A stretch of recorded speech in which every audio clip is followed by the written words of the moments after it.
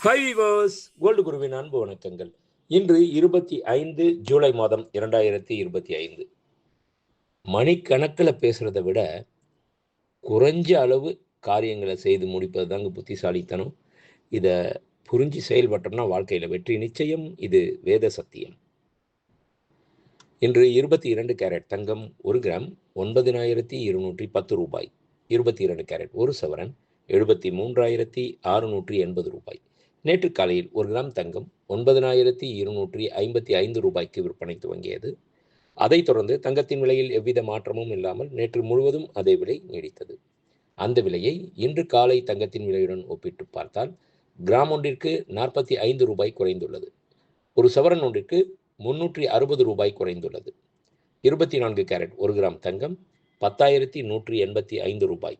24 carrot 10 gram தங்கம் 1,01,850 ரூபாய்.